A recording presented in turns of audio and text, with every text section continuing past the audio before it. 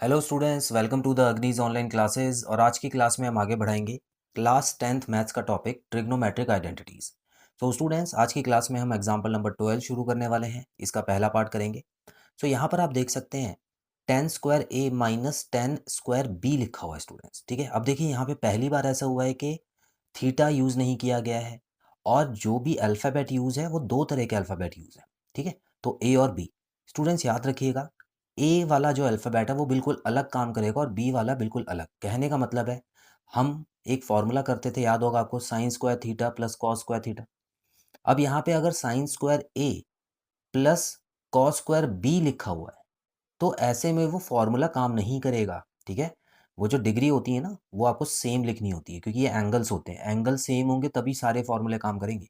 तो कहीं अगर ऐसा फॉर्मूला बन रहा है तो वहाँ पे वन मत लगा देना। क्लियर है? प्रूफ क्या करना है, cos square B minus cos square A upon cos square B multiply by cos square A. या आप ये भी प्रूफ कर सकते हैं।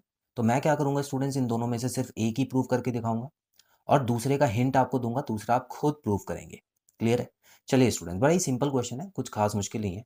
हमको बस फॉर्मूले का यूज करना है। तो हमको पता है स्टूडेंट्स, 10 स्क्वायर ए और 10 स्क्वायर बी की जगह हम साइन स्क्वायर और कॉस स्क्वायर का यूज कर सकते हैं। ठीक है, तो मैं क्या कर रहा हूँ यहाँ पे, देखिए, sine square A upon cos square A minus sine square B upon cos square B. ये लीजिए, सबसे पहले मैं यही करने वाला हूँ। ठीक है, अब हम क्या करेंगे, अब देखिए स्टूडेंट्स, यहाँ पर भी आप देख सकते हैं जो डिनोमिनेटर में है और वो यही बिल्कुल सेम है। तो इसका अगर मैं एलसीएम लेता हूँ तो यहाँ तक तो मैं पहुँच ही जाऊँगा, मतलब डिनोमिनेटर तो मेरा आ ही जाएगा। तो मैं सबसे पहले वही करने वाला हूँ स्टूडेंट्स। तो यहाँ पर मैं इसको कुछ इस तरह से लिखूँगा, एलसीएम लेके इनका, cos square A dot cos square B. अब जाहिर सी बात है, ये वाला जो है वो इससे मल्टीप्लाई हो जाएगा, मतलब sign square A multiply by, यहाँ पे आ जाएगा कॉस स्क्वायर बी, उसके बाद माइनस का साइन आएगा और ये नंबर इससे मल्टीप्लाई हो जाएगा, sine square B multiply by cos square A. ठीक है, तो इतना तो आपको समझ ही आ गया होगा, एलसीएम लेना तो अभी तक आपको आता है। अब क्या करना है स्टूडेंट्स, बड़ा ही सिंपल चीज़ बताऊंगा।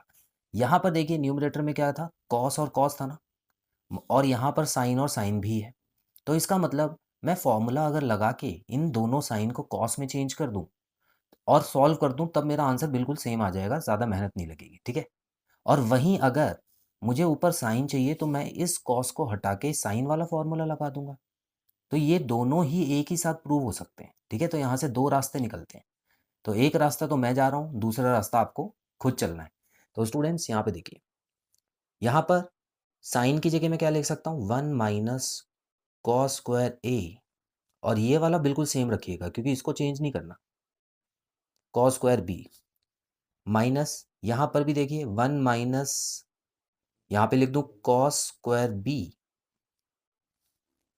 Dot cos square A. इतना आपको क्लियर हो गया? डिनोमिनेटर में बिल्कुल सेम चीज़ ही लिखनी है आपको, cos square A dot cos square B. ठीक है, अब आपको मल्टीप्लाई कर देना है, कॉस स्क्वायर बी को इन दोनों से मल्टीप्लाई कर देते हैं। तो ये देखिए यहाँ पे क्या आ जाएगा स्टूडेंट्स, यहाँ पे आ जाएगा कॉस स्क्वायर बी माइनस, इन दोनों को जब मल्टीप्लाई करेंगे तो क्या आएगा, कॉस स्क्वायर ए कॉस स्क्वायर बी। ठीक है, अच्छा यहाँ पे क्या होगा, यहाँ पे देखिए मैं एक ही स्टेप में कर रहा हूँ, तो साइन का बड़ा ध्यान रखना है, माइनस लगा हुआ है तो साइन भी बदल जाएंगे। ठीक है, तो कॉस स्क्वायर ए को जब मैं 1 से मल्टीप्लाई करूंगा तो ये हो जाएगा माइनस कॉस स्क्वायर ए, और ये वाला साइन प्लस में बदल देना है आपको। कॉस स्क्वायर ए को जब मैं कॉस स्क्वायर बी से मल्टीप्लाई करूंगा तो क्या हो जाएगा स्टूडेंट्स, ये cos square A dot cos square B. I hope इतना क्लियर है। ठीक है, कोशिश करके ए वाली टर्म को आगे लिखना जब मल्टीप्लाई करें तो। अब यहाँ पर भी आप देख सकते हैं डिनोमिनेटर में तो सेम रहेगा, cos square A dot cos square B. ठीक है, अब एक चीज़ देखिए स्टूडेंट, ये वाला टर्म और ये वाला टर्म क्या बिल्कुल सेम नहीं है? Cos square A dot cos square B minus में है, cos square A dot cos square B plus में है। साइन अलग है, नंबर सेम है बिल्कुल, है ना? तो इनको मैं काट सकता हूँ, ये लीजिए ये कट गया। अच्छा, क्या मैं इनको भी काट सकता हूँ, कॉस स्क्वायर बी और कॉस स्क्वायर ए को? नहीं, इनको मत काट देना, क्योंकि देखिए मैंने आपको बताया ना कि एंगल बी और एंगल ए मतलब एंगल्स अलग अलग हैं, ठीक है, तो इनको आपको एज इट इज़ लिख देना है। तो चलिए स्टूडेंट्स, यहाँ पर मैं एक स्टेप में और लिख देता हूँ और मेरा आंसर आ जाएगा। तो स्टूडेंट्स इसके लिए मैं क्या करने वाला हूँ, देखिए सबसे पहले कॉस स्क्वायर बी लिख देते हैं माइनस कॉस स्क्वायर ए हो गया यहाँ पे, ठीक है, अपॉन में cos square A dot cos square B, और यही मेरा आर एच एस है। अब इसी क्वेश्चन में स्टूडेंट्स अगर आप चाहें तो यहाँ पर जब आप वैल्यूज पुट कर रहे थे ना यहाँ पर, तो इसकी जगह आप साइन लगा दें, 1 माइनस साइन स्क्वायर बी, और यहाँ पे लिख दें 1 माइनस साइन स्क्वायर ए, ठीक है, तो आपका आंसर ये वाला आ जाएगा जो यहाँ पे लिखा है, ठीक है। तो कुछ भी प्रूव करने के लिए आ जाए आप इस तरह से कर सकते हैं। तो स्टूडेंट्स आपने देखा, नया कुछ भी नहीं था, बस यहाँ पर एंगल्स जो थे वो नए थे, जिसमें आपको एक नया रूल लगाना है कि एंगल जब अलग होते हैं तो आपको उन रूल्स को फॉलो नहीं करना है जो हमने किए हुए हैं। तो आई होप स्टूडेंट्स आपको क्लियर है क्वेश्चन।